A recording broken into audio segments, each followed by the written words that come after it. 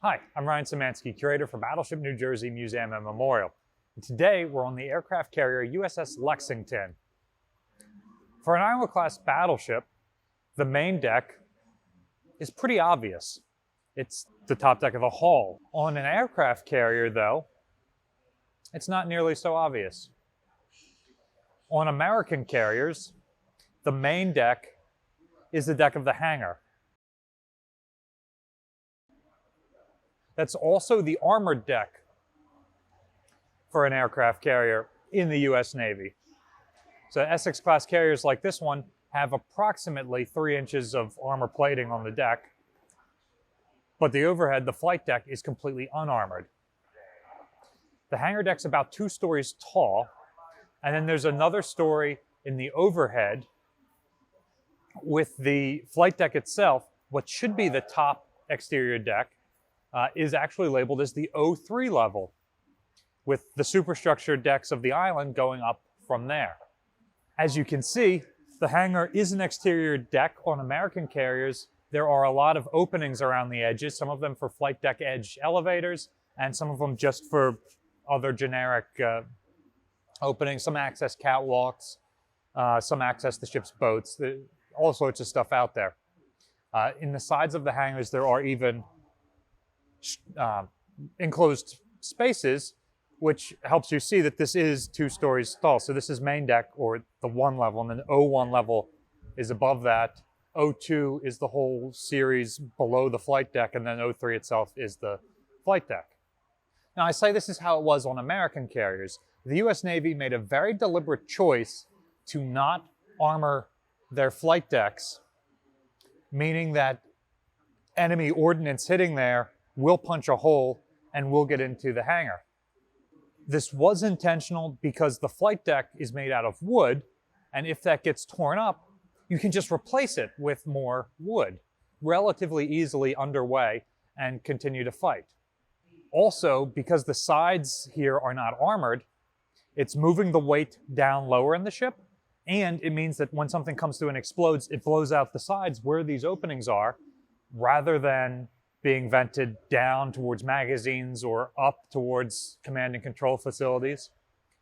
And so the US Navy during the interwar period thought that this was the best way, and so many of our fleet carriers, from Lexingtons, Yorktowns, Essex classes, all featured them. However, during World War II, we really liked what we saw from the British aircraft carriers.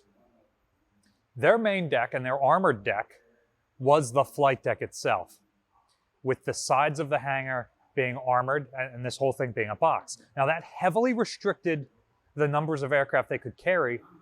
A contemporary British aircraft carrier could only carry about half as many aircraft as an American carrier, but they were more protected. And especially during kamikaze attacks late in the war, where ships like Franklin and Bunker Hill are being knocked out of action for the rest of the war, British aircraft carriers get some dents in the flight deck, and that's just about it. They're able to resume operations relatively quickly. The other issue with those carriers, though, is with all the armor plating, it limits the size of that hangar, not just side to side where you can pack aircraft in, but also up and down, so that they had issues adding larger aircraft later in the ship's career. Japanese carriers kind of took the worst of both worlds. Their flight decks were not armored on the roofs, but were on the sides.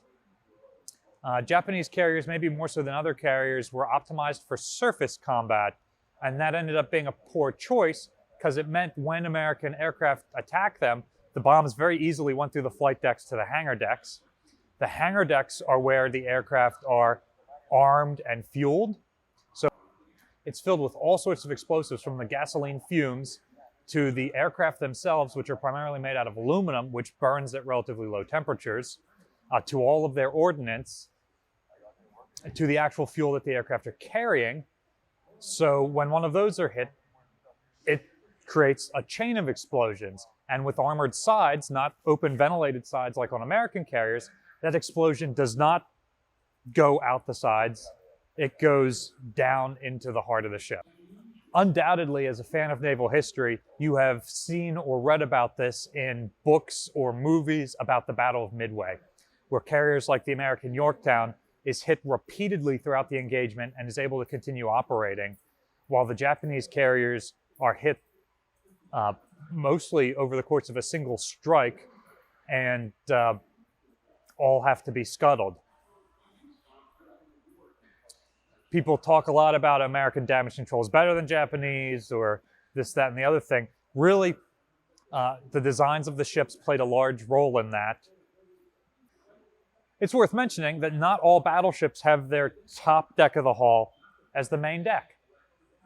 For example, if you look at a model of Arizona, you'll see that her forecastle deck all the way back to the after tripod mast is raised one story above, and then there is a lower deck. That lower exterior deck is actually the main deck, and that continues all the way through the hull of the ship. And so that upper level is actually the O1. So knowing what the main deck is very important, particularly if you're serving on a ship or if you've got your booklet of general plans and you're looking at the designs for a ship and you're wondering what is where. So everything from the main deck down, 1, 2, 3, 4, 5, whereas above the main deck goes from 1 to O1, O2, O3, so you can really find where you are on the ship with this knowledge. We've got a link in the description below to the maritime.org's website, which has a number of booklet of general plans for primarily U.S. Navy ships, including a couple of different booklets for Iowa-class battleships. So be sure to look through those and see where the main decks are on various ships. What design feature of an aircraft carrier do you think was most critical during World War II? For me, I think it's the American carrier's ability to deck park aircraft with half of the air group on the flight deck rather than limiting the size of the air group to what can fit in a hangar. What do you think? Let us know in the comment section down below. Do you think the armor actually played a significant role? Battleship New Jersey receives operating support from the New Jersey Department of State, and also from a number of other businesses and private individuals like yourselves. We really appreciate your continued support.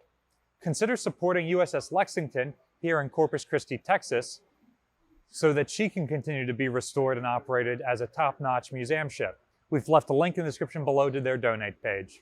And if you're local to the area, consider coming out and volunteering. On the day we've been here, there have been volunteers all over the place interacting with us. You can support Battleship New Jersey by liking, sharing, and subscribing so more people find out about our channel and our museum.